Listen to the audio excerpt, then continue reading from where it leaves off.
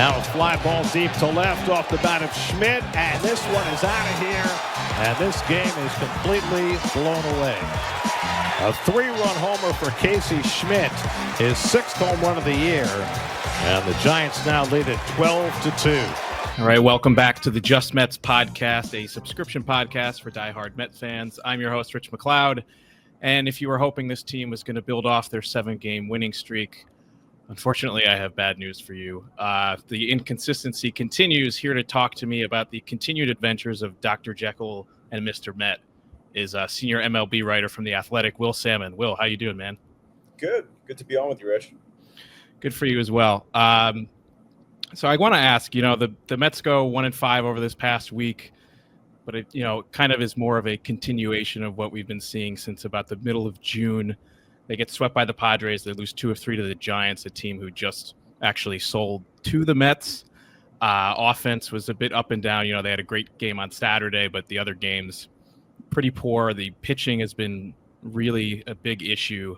And, they're kind of like going back and forth with the Phillies in first place. What is your level of concern with this team right now? Not as high as it may be for some fans who watch this team and are very disgruntled about the inconsistencies across the board, only because I look at it and they're still, more than 10 games over 500. They're still, as we're sitting here talking, tied for first place in the NL East, though that could change. Point is, they remain in a fairly solid spot. It's not as if it's crumbling beneath them by any means. However, it's an inconsistent team as of late. And even going back further, I shouldn't even say as of late, it's been a while since they've gotten to a level of steady winning. I know you mentioned the winning streak before. That almost felt like an anomaly of sorts, based on what we've seen the last couple of months. But they still did it. They still were able to pull it off nonetheless. But I do have some concerns with just what they're getting or not getting from their starting rotation. Mm-hmm. Obviously, they have not hit this season the way that we thought this lineup would, and that this lineup is probably capable of. We have yet to see it for any stretch of meaningful time, it feels like.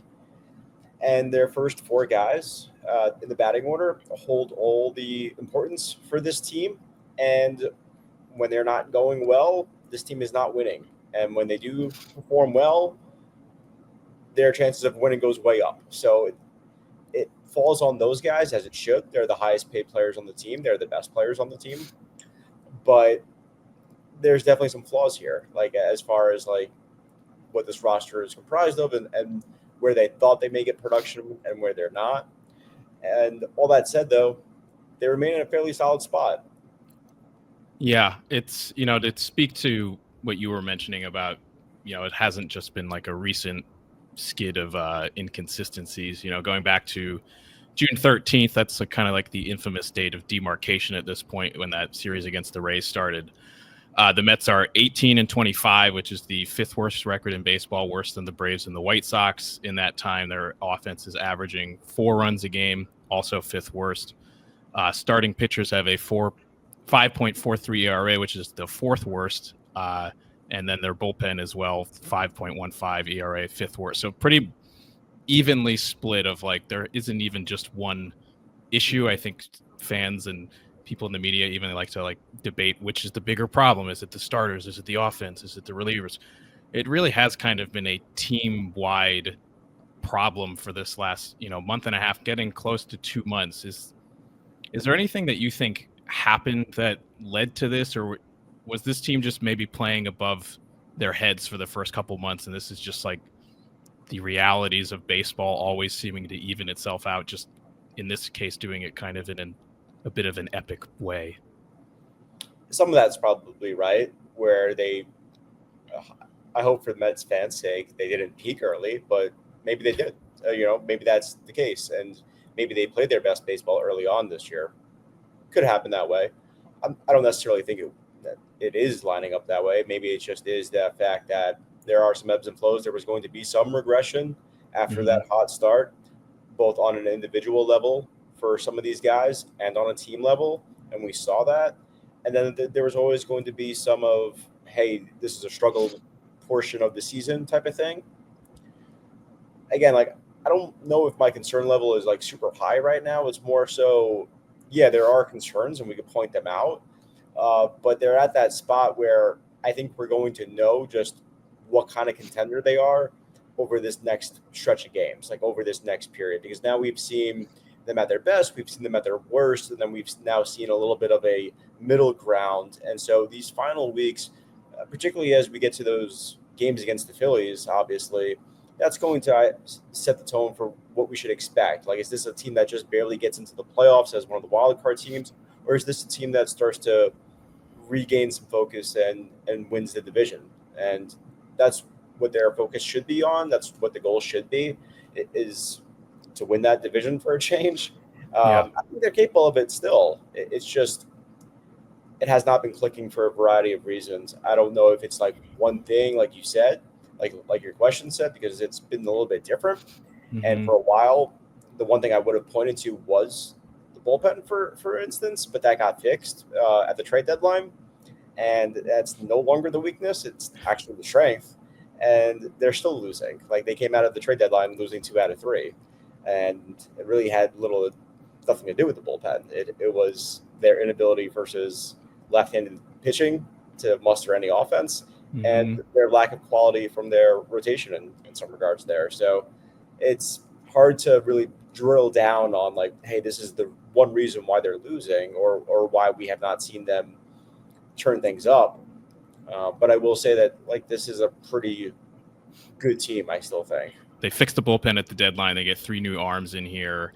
And I think, 2 really high quality guys. And then Soto, I think, even really helps that bullpen out, because now they have 2 quality lefties there. And look, when they get into October, assuming they do make the playoffs, it is going to be a huge factor. But you have to get these games to the bullpen. And to your point, on Sunday especially, they weren't able to do that. And even on Friday, I think, even though that game did go into extra innings, that game was really on the offense for, once again, lacking a big hit. They, over this past week, they go 11 for 42 with runners in scoring position, which for them is actually really good. That's 262. The issue with that is 8 of those 11 hits came on Saturday, so it's a bit misleading in that way. So in their other games this past week, still has remained a struggle for that. Well, you're around this team every single day, and you've been there for this entire stretch of poor play. Has the vibe for the team at any point changed, or have they been pretty, like, consistently confident this entire time? Yeah, it's been pretty much the same. I haven't really seen any sort of significant change within personalities and how they conduct themselves. I think that kind of starts for the Mets with Lindor, and he sort of sets a tone of sort of being the same type of personality every single day these days, where you could catch him after a poor stretch of games, and you really wouldn't know it that he was struggling so much through your conversation with him. Mm-hmm. Not to say he doesn't care or anything like that. That's not what I'm saying. But it's just the fact that he just conducts himself pretty consistent. Yeah, I think he gives that consistent presence to the clubhouse, and it bleeds over to the other guys in there. And I think Pete Alonso is similar in that way. Brendan Nimmo is similar in that way. So it's not just Lindor, but I'd say it starts with him, and it trickles down to the rest of the guys. So no, not really. Like, it has not really been that way. I think that they've remained pretty confident in themselves, and I think that they've been pretty consistent with just how they've approached every single day, even after losses or even after a losing streak. Yeah, and you brought up the trade deadline. The Mets do a lot with the bullpen, but the other aspects of the team that have been struggling, they didn't address too much. They do bring in Cedric Mullins, which is, I'd say, like a more of a floor-raising type move for the offense. They now have kind of like a league average hitter in center field versus what they were getting before, which was that split between McNeil, who maybe wasn't the best center fielder but was a good hitter, and Taylor, who's a great defender but really, really struggled offensively when he was being asked to play all the time this year. But with the starting rotation, you wrote an article right after the trade deadline about, like, why the Mets didn't go for a starting pitcher. A lot of it had to do with the price was maybe too high. A lot of guys were not moved that we thought would be. Joe Ryan, Mitch Keller, Alcantara, even Dylan Cease, all these guys stay put. Can you just expand a little bit more on just, why didn't the Mets get a starting pitcher, and were they in talks to at least get one, and it was just, the asking prices were just simply too high? Well, they checked in on some guys, as teams do. I think once you get a feel for what it's going to cost you, and you put that into the equation of how important it is for a particular club, it did not check out.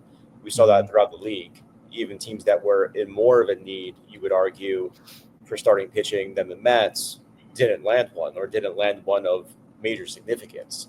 The best starter that got moved was Merrill Kelly, right, who is a rental, who's having a nice season. I look at him as a playoff starter because of the season that he's having, but his career numbers do not line up with what you think of for an ace.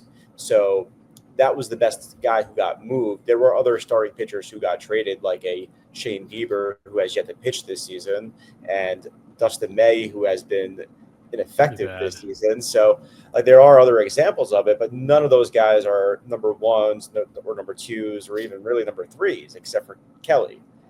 So it was a weird market in that sense. I think we saw a lot of teams pivot to bullpen help and view that as the path to winning a World Series based on what previous World Series runs have taught us, where you could ride that bullpen all the way through and it will be okay, and it will be something that's dominant.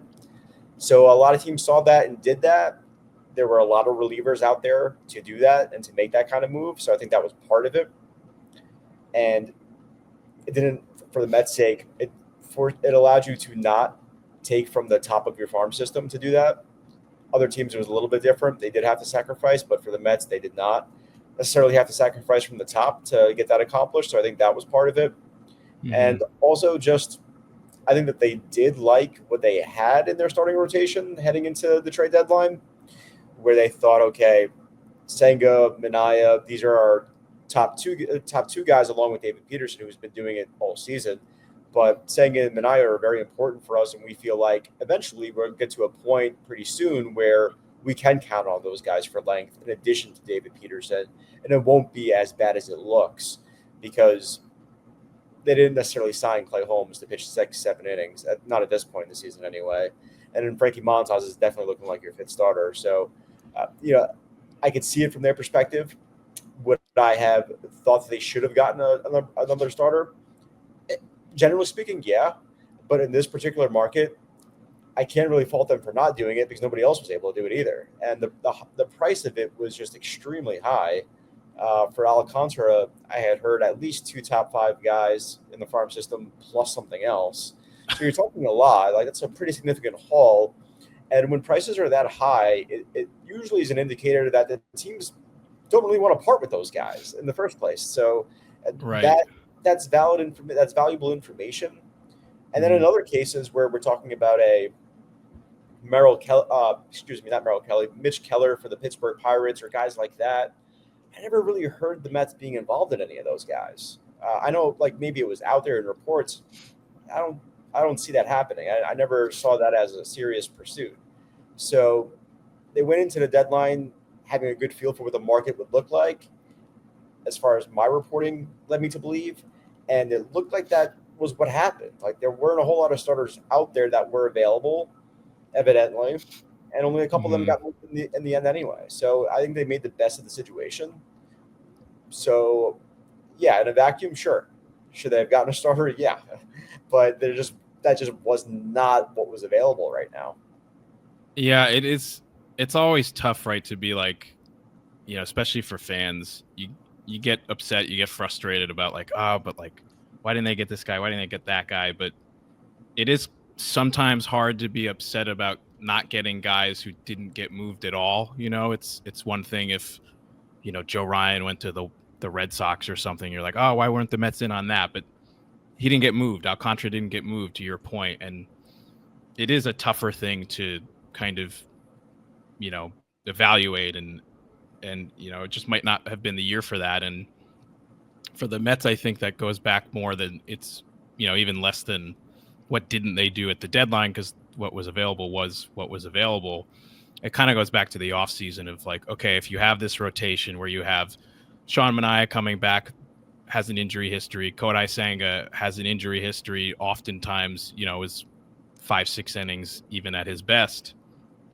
Then you bring in a older reliever trying to become a starter for the first time, and then Frankie Montas, who has struggled for several seasons now and also has a lot of injury histories and doesn't really go deep into games either.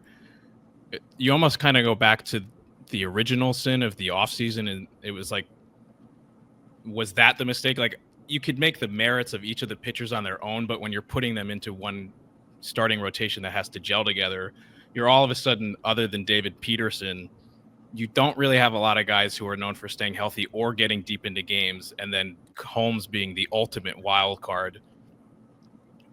Do you look back on that and think maybe they should have approached things differently in the offseason, especially because there weren't that many options for them to pivot at the deadline? It's a fair question to ask, for sure. I think so. The way that they saw it was the way that their starting rotation is going to get better in the long run in the future is if they develop guys, whether that's going to be someone like Christian Scott when he's healthy, Brendan Sproat, Nolan McLean, Jonah Tong even. These are the guys that they're counting on to be those guys. Like we've seen a reluctance from David Stearns' front office to go after the Corbin Burns of the world, where you're shelling out 5-6 years, maybe 4 in some cases, for these top of the line pitchers. And there's reasons for that, and we saw it play out, unfortunately, in the case of Corbin Burns, where he got hurt and now he's out for the season, and that contract doesn't look as good anymore. So like you can go back and forth with it and look at it both ways. So it is tough. So the Mets, in their instance, they said we're going to focus on developing our younger guys, and like when they're ready, a couple of years from now or whenever it is, our rotation will be in a better state of mind. I think a better state of the rotation. And what they do in the short run, in the short term, is they focus on guys who could come in for a 1-year deal, a 2-year deal, whatever it is, pitch well and go on their way, sort of thing. And it worked last year with Sean Manaea and Luis Severino. So clearly they know what they're doing in that regard, and they deserve some credit. This year, in the case of Frankie Montas, it has not worked out. That looks like a very curious decision to give him 2 years. It's one of the rare moves, I would say, that has not panned out for David Stearns and his front office over these first 2 years. So it definitely is fair to question, like, what was the right path there? Like, should they have gone, especially when you look at adding Juan Soto and the nucleus of talent, the core group that they have, should they have gone after an ace? Yeah, I could see the argument for it for sure. I do think it's sound that they did not in some ways because of their rationale, but you could definitely make the case of it. Absolutely. And even looking at this trade deadline and what they didn't do in the starting rotation, I will add that Sproat and McLean and the ability to move those guys up to the majors fairly soon if needed or when needed, that factored into it as well as in regards to not targeting a number 4 starter or, a floor type number 3 guy, is because they believe that if they need that, they have that in AAA that they could rely on or they could at least plug in and try. That said, neither of those guys have pitched in the major leagues, so we don't really know how good they're going to be when they come up here. We have yet to see them in the major leagues even. So I think personally you're asking a lot from those guys to come up in August or September and to be a factor. But David Stearns has done it in the past with the Brewers, where he did pull that off with Corbin Burns and Brandon Woodruff and Freddie Peralta. So we'll see. But it's definitely a fair question to raise, Rich. Yeah, it's definitely not fair to say this because I think David Stearns and the pitching lab, even this early into their time here, have earned a lot of benefit of the doubt and respect, like what they did last year. And in some aspects, what they've done this year has been impressive too. Like the Griffin Canning thing was just horrible luck for them. Like he was awesome, way better than he had any right to be considering his career numbers. But there's part of me that even felt at the moment like the Montas signing was almost like a heat check in basketball, where you're just like, I'm feeling good, we're shooting well, like let's go for it. And it hasn't worked out. And I think you asked Carlos Mendoza after the game today, if he was, if there's a discussion for maybe Montas's role changing and coming out of the rotation. And Mendoza's never going to give you a straight answer like that, but it was as non-committal, I think, as Carlos gets, which I felt was really interesting. And I think the connection to the young pitchers that you bring up is the biggest thing there. They said in the offseason, they said it at the deadline, we don't want to trade these guys because we want to use them. We don't want to spend a bunch of assets on these starting pitchers because these guys can fill that role. But like you said, we haven't seen them. What are they waiting for at this point, especially with Nolan McLean? I think Sproat is probably a tick behind him in terms of development, and Tong is not a discussion for this year. I don't think that's fair at all. But at what point are we going to see Nolan McLean, and why do you think it hasn't happened yet? A couple of things come to mind. I think also what I should have added to my answer to your previous question about why they didn't go in that ace aisle and if that was fair to criticize now. They did target a lot of depth. I will say that, right? They made that a priority for starting pitching. They added Griffin Canning, like you mentioned. They knew that they had Paul Blackburn. They knew they had Tyler McGill. They didn't know that they were going to have to rely on all those guys in the beginning of the season the way that they did. Those were supposed to be your 6, 7, 8 guys and beyond. And so Sproat played Tidwell even, who got traded, and Nolan McLean. That was the next wave of guys. Anyway, 9, 10, 11. Right. So they were in a fairly solid place for a little while there. But now we're at the point where, I don't know, it's hard to a couple of things with those two guys in particular, because there's the discussion of should they just piggyback and be relievers and be like a 3-4 inning option after, say, Clay Holmes or Frankie Montas. And they could have done that maybe like last month when things were falling apart a little bit. But I believe David Stearns has made this point. Other executives make this point all the time. When you're talking about that, once you do that, it's a little bit irreversible at that point in the season where you're not going to make them a starting pitcher again. Like, it's already kind of late to be playing around with that. So you have to be pretty committed to that. And you have to know that that's the lane that you're going to be in the rest of the season. So I don't know if that's going to – I can't really criticize that part of it. But I don't know. I may have liked to have seen McLean earlier in the year, maybe last month or so, get one of those spot starts that went to somebody else when they used an opener. There are 40-man roster things that they have to think about when, okay, if we put this guy on the 40-man right now, does that stop us from doing something in the future? Because now – even if he may not even pitch again this month, he has to remain on the 40-man roster for us. So that's a serious consideration that they have to make. And it's tough to do that before the trade deadline and before you know exactly how many guys you're bringing onto your roster and how many spots you need. So I get all of that. Where we're at right now, I don't really know if there's anything that's stopping it, really, Rich, between like why they haven't done it, like say why they won't do it this week, for instance. Right. I feel like there's a need there. I feel like they present an option that's of intrigue that you should find out at this point whether or not they're ready for this, because Nolan McLean, you could maybe nitpick at his numbers versus left-handed batters or whatever it is. My counter to that would be name me the starting pitchers that have been perfect out of AAA, that have been 100% ready, and that just completely took off. Like, it's just not going to be perfect when you bring them up, unfortunately. And they're going to run into some struggles in the major leagues anyway. So I feel like there's a good argument to make to get a look at those guys now. And even in the case of Brandon Sproat, he has never really pitched better than this. So, like, when you assess the level that he's at in AAA, I know he had great numbers last year at the lower levels, but now we're talking about AAA. Why not capitalize on what he's doing? He's clearly on a roll. So I don't know which one of those guys they would call on first, actually, but I do know that both of them are pretty much ready at this point. I just don't really see the downside at this particular point.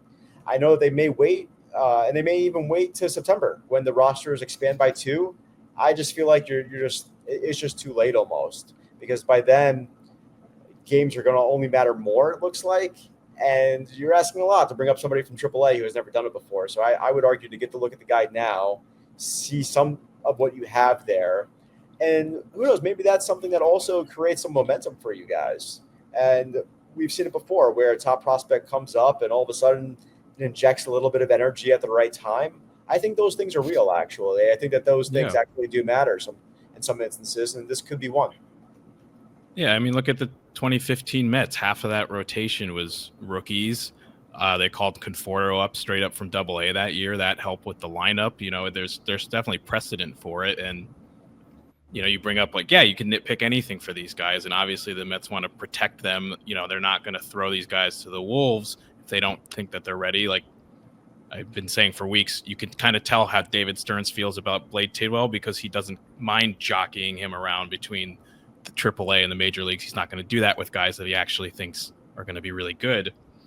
But this rotation is kind of bleeding at this point. And, you know, how's Frankie Montas doing against any handed hitter at this point? You know, you don't want to go into September because these games they all mean the same. It feels like they mean more in September, but do you really want to be in the middle of September and be like, wow, we wasted like 15 games throughout the season because we were throwing Justin Hageman out there and Huascar Brazaban was starting games and all these, you know, Frankie Montas now.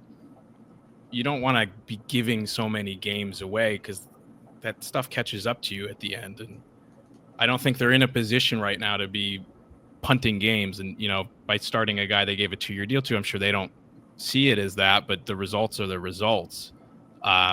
And I do think there needs to be a little bit more urgency from the way that they're managing this starting staff. Yeah, I think that you can make the case that for Frankie Montas, maybe it's time for him to work on things outside of the rotation. If you do believe in him too, also, like it looks like it's not getting corrected start to start. If you love his stuff as much as the Mets claim that they do, and evidently they do, they awarded the man a 2-year deal. So They clearly like the stuff. It's there, but there's a disconnect between the stuff and the results, and the stuff when it's time to play the game. Like that's just not working out. So, yeah, you could definitely make the case for that and to push the button for one of those other guys. And again, like to your point about just the idea of not yo-yoing a guy back and forth from AAA to the majors. Yeah, you know, that's definitely was a consideration probably as well for a guy like Sproat or clearly McLean when he was rolling earlier in the year. And there's also those 40-man roster considerations where they don't necessarily need to have those guys on the 40-man. So that played into it, I'm sure. Mm-hmm. But at this point in the season, when it's August and as you put it, the rotation is bleeding a bit and you have that spot, that should be a discussion in my view. Why not? Why not try it? Yeah. You brought it up. It actually is an interesting point. You know, let's say they do call up one of these guys this week, whichever one, it doesn't matter. What do you think they would actually do with Montas? Would they put him in the bullpen and, you know, maybe option or release somebody else? Ryan Stanek obviously is probably not super safe on the roster. Or do you think that David Stearns would actually consider cutting him and just before even the first season of his contract is over, moving on? That seems a little aggressive for him, even with Cohen's blessing. But is that even possible? Yeah, I don't think it's that dire for Frankie Montas. I don't, because like you're talking about a guy who they believed in enough to give him 2 years. So he's only had 7 starts under his belt for this year. He missed half the season. So I think that there's definitely the leeway of like, hey, we view this guy as some sort of part of our roster. I'm saying that for whatever reason, things are not working out from the preparation and the stuff that everybody likes to the game. Like it's just not translating. So maybe there needs to be some time to get that to a level of like, okay, we know it's going to translate because we fixed X, Y, and Z about this equation. That may require time from what it looks like for me. So I don't really know what that looks like, if that's him going to the bullpen for a while or something else. It's hard to do that with this roster because of the way it's comprised of 1-inning leverage relievers. Like there's a bunch of guys, and it's like a playoff roster at this point where you have all these big time relievers. You don't have a long reliever. You don't have a mop up guy in a traditional way. you're sort of doing a shuttle between that one spot that you had that Rico Garcia was hanging on to after the trade deadline. So you DFA'd him, brought in Austin Warren, who threw 4 innings. I would imagine that they want that spot to go to somebody else because Warren can't pitch for a few days now. So I would suspect somebody else would come up and claim it.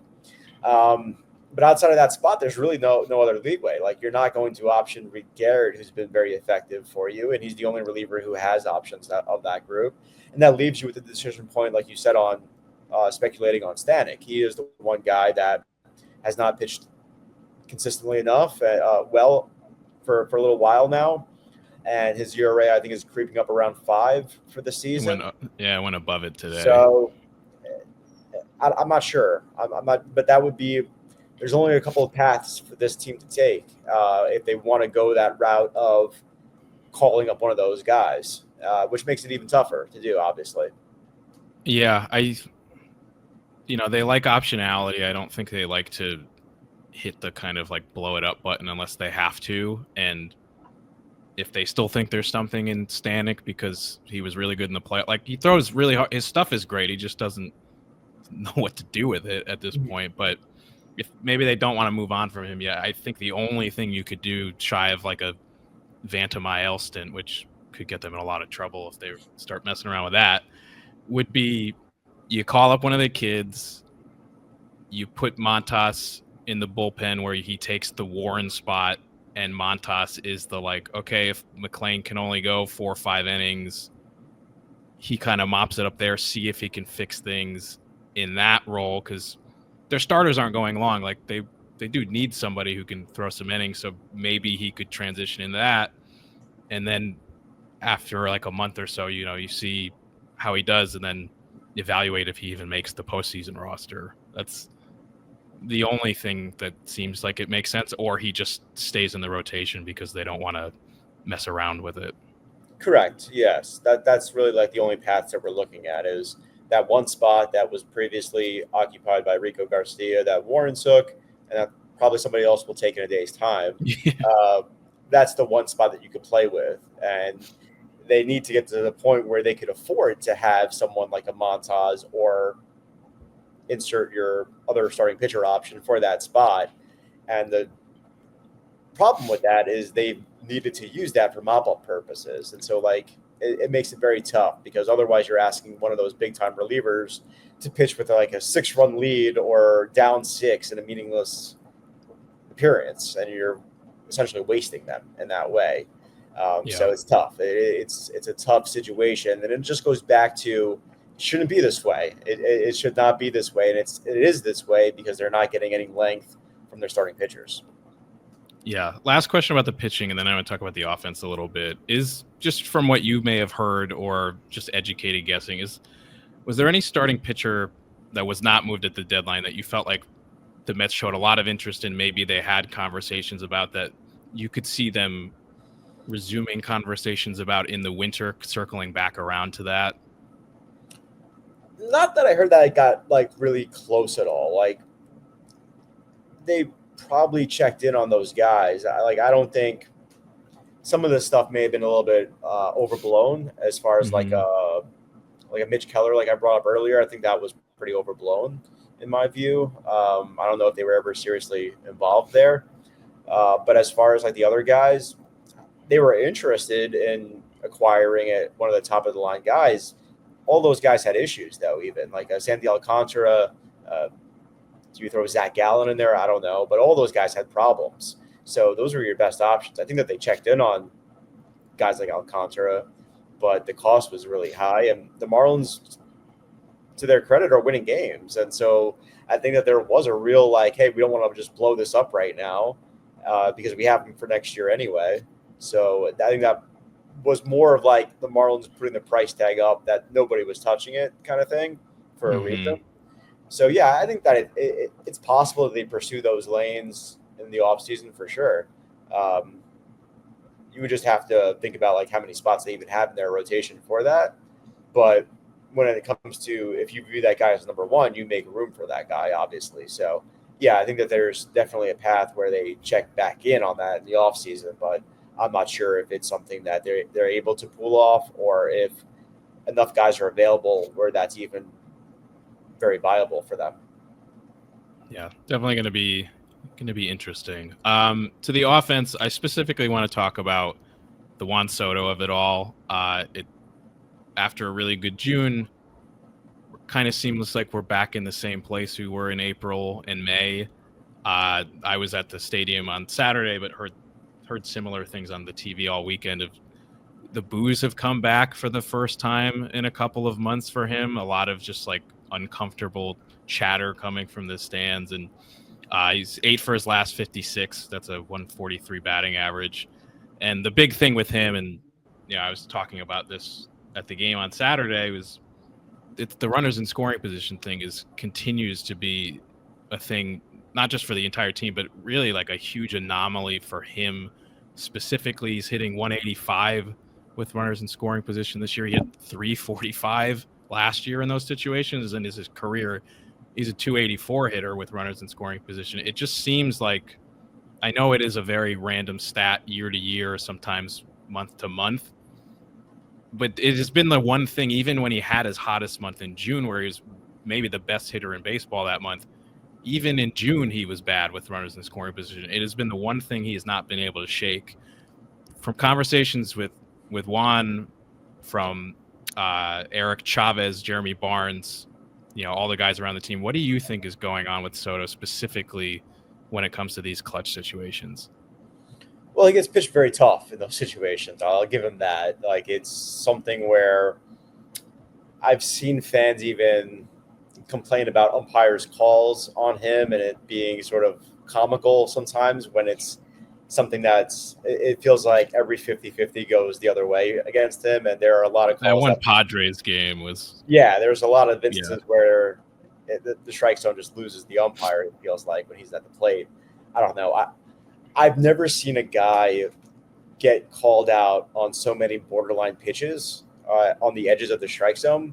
But then again, I've never seen a batter who knows the strike zone as well as Juan Soto to take that many pitches in the first place, right, and be right about them. So I think it's a combination of that and in that case of where I'm talking about, where he's so good at understanding the zone, it almost works against him in some cases, where you're almost like, you just should have swung there because there's a chance he gets called out on it. He's not going to do that, though, because he's got to this point in his life, right, he is for a reason, clearly. So as far as that, I think just the way that he gets pitched is part of it. I'd have to dig into the numbers on that with guys on base and runners in scoring position in particular. But I'd assume that he gets pitched even tougher, and he's probably not getting as many pitches to hit. Some of it I really can't grasp because I don't think he's even hit a 3-run home run yet. So it's been a very weird thing where even lately they've needed this guy to come through in those situations. They're in a spot where they need this guy to come through in a big spot, whether it's late in the game, middle, it doesn't matter. As long as he's getting a hit with guys on base. It's been strange. I can't really make too much sense of it, unfortunately. I wish I had a better answer for you, but it's just one of those things where I don't get it beyond the fact of him being pitched pretty tough in those situations. And even that, I'm sure there's instances where it's been pitches that are hittable pitches that just had not worked in his way. And maybe that's some bad luck that he runs into. I don't know. I don't think that it has anything to do with like putting more pressure on himself, because I just feel like it's not like when you're Juan Soto, that pressure is going away. It doesn't really matter. If the score is 2-1 and you're up at the plate, you're Juan Soto, there's immense pressure on you in that situation, whether the bases are empty or full. So I don't think it's additional pressure. And this is also somebody who has handled pressure his entire life at a high level for a while now. So I don't think that there's that glaring reason to it. I just know that it has to change for the Mets, and I feel like it eventually will. It has to, and perhaps it does for these next 2 months. It's been confounding, to say the least. There's so many times where I'm watching the games and Gary Cohen's like, man, this would be the moment for Soto that we've been waiting, and it just like never happens. It is very odd. And like, it's not to say he's like never had a big hit. You know, he hit a game-winning home run in the 7th against the Giants last weekend. He's got that hit against the Orioles. Like, they have happened. It's just been very few and far between in those moments where you watched him on the Yankees or the Nationals. Like, it seemed like he always got that hit, and it just seems like that like signature Mets moment, so to speak, has eluded him, and it is really hard to figure out like why that is. And you know, people will wonder, you know, is it the pressure? Because it is a different pressure he's ever faced before. You know, he's been in 2 World Series at this point. He won one, been in the playoffs a lot. He came up as a teenager. He's faced pressure all the time, to your point, but you know, he never made a $760 whatever million before, the thing that he had been kind of working towards his entire playing career. And I'm not a psychiatrist. I can't tell you whether or not it is or isn't impacting him. It's kind of hard to figure out any real reason for it. So I think we're all searching for answers any way we can get them. Yeah, totally. You know, I shouldn't even say that. I don't know either, right? Like nobody's inside the man's head. It's just based on prior experience. I'd have a hard time thinking that he has allowed that to seep into such a specific instance almost every single time. I mean, there's also like runners in scoring position in a blowout game. There's been instances where he has not come through. So I don't know if like is he coming up there every single time thinking about? I don't know. Who knows? Yeah. But it does appear to be a separator in these games though for the Mets, where for the Yankees, for all their issues last year, whether it was fundamentals or whatever it was, they could bank on Juan Soto and Aaron Judge coming through. And they did it time and time again. And that was a separator for them in how they won games. In some of these Mets losses, that has not happened.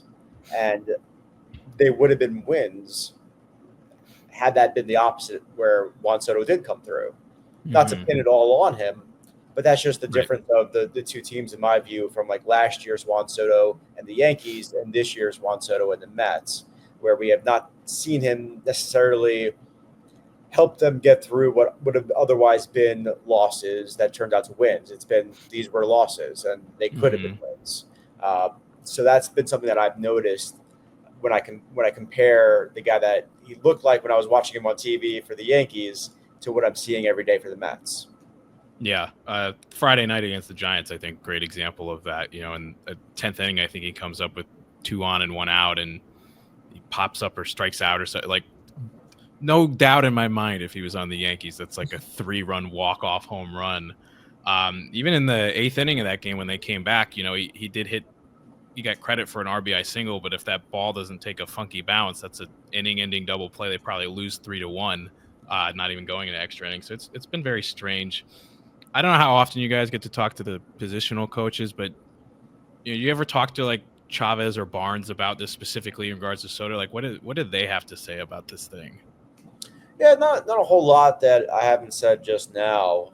It's one of those things where they haven't really chalked it up to any specific reason as to, and that goes for even like the runners in scoring position for the team-wide struggles on that. I think when you're talking team-wide and not just a specific guy, sometimes you get some better answers with that just because it's not necessarily a collective approach to like, hey, we're all going to put some pressure on ourselves, but you can clearly see it being a team thing where after a while, and I think it's just human nature, if you struggle day after day in this particular area, it is only human nature for that to get into your head a bit. And I think collectively, in some cases, at some points of the season, that probably happened where it's like, okay, this is happening again. Like, what's going on? Or this is going to be the time it changes, and it just doesn't change. They've talked about it intensely all the time. I feel like every time I check in on it, but it has not been something that has consistently changed for the better. It's been here and there. I think it's been better a little bit lately in some instances, but it's not something yet that you feel has turned in a way that, okay, the Mets are beyond that. It's been a season-long issue. Yeah, definitely not in a meaningful way. I think Carlos Mendoza the other day mentioned about the hittable fastballs thing. Like, they're just missing, like, how many times I've seen like a 92 mile an hour fastball like in the middle of the plate get like popped back or whatever. It seems like that's happened a lot. Maybe they are putting a lot of pressure on themselves. I was looking at the numbers the other day, and much to my surprise, they actually hit really well with runners in scoring position in July. I think it was 260, something like that. And yet by OPS plus, it was actually far and away their worst offensive month of the season. So I think that's even part of it. They actually finally kind of started to hit with runners in scoring position, but it wasn't in a meaningful way, so no one even noticed.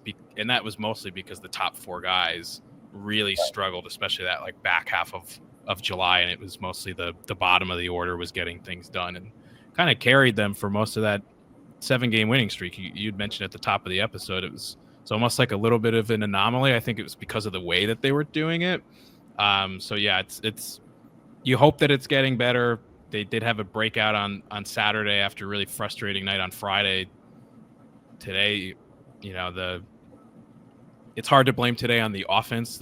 They gave up 12 runs and were basically out of the game from the get-go. But, sometimes you'd like to see at least claw back a little bit, have a fake comeback going instead of it's the 7th inning and you have two hits and 1 home run and a single or something. So, you hope it gets better, and it's going to need to be. They're going to have to improve on everything to what we've been talking about. Cool. Before we wrap it up, we always designate a Met of the Week on every one of our shows. It's the player or person who either positively or negatively you think was the biggest story for the Mets the past week. We normally try to make this a positive one. I would say that's kind of hard to do this week. So who do you feel like was the big story for the Mets this past week?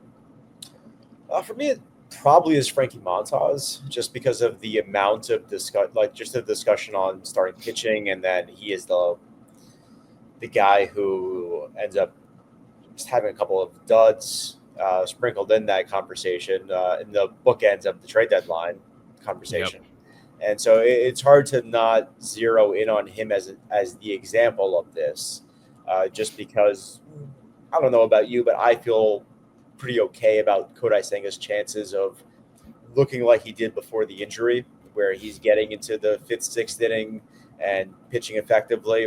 Okay, sure. Sean Manaea has taken a step forward.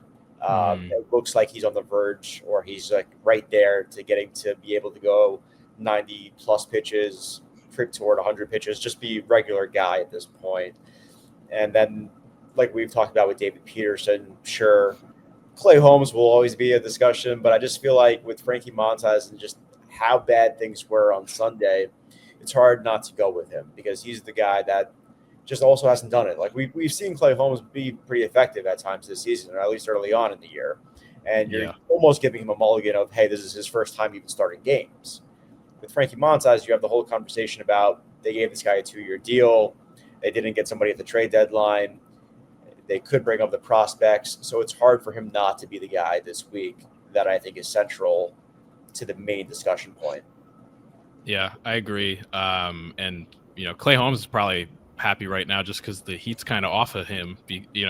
All the talk for the last few weeks was you got to move Clay Holmes to the bullpen. It's not working, and he has definitely struggled the last 6-7 times out there. But yeah, Montas has been basically unpitchable the last 2 times. Small sample size, but his ERA for the past week was almost 13. He gave up 5 runs against the Padres, which really started this new skid. And then 7 runs on Sunday. So really tough. For me, I'll go with David Stearns, and we don't know if that's positive or negative. It's just he's the architect of the team. He added to the team, I think, more aggressively in ways that I didn't expect. And then, again, not so aggressively in other areas. A lot of that was the market that dictated it. And we'll see at the end of the year if he did enough or not.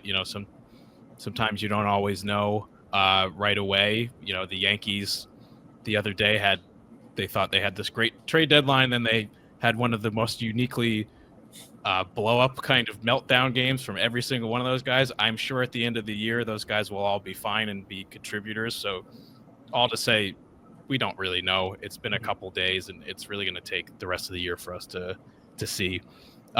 Looking ahead, Mets have 3 games at home against the Cleveland Guardians, who've been playing better recently, though they did trade off a couple guys. They do not have their closer because of a gambling scandal.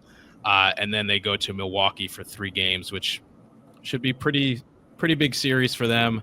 They did win 2 of 3 from the Brewers last time, but the Brewers have basically been the best team in baseball since then. So should be a very interesting week. Hopefully the team can start to get it together and make some inroads here. And we'll see if they, bring up one of these kids or not. Will, before we jump off, where can the people find you? Well, thanks for having me, Rich. I'm on X and Blue Sky, just at Will Sammon, and on theathletic.com. Tim Britton and I do our best to give coverage every single day on the Mets as the athletic speed writers, and we appreciate everybody who check out our work on the website.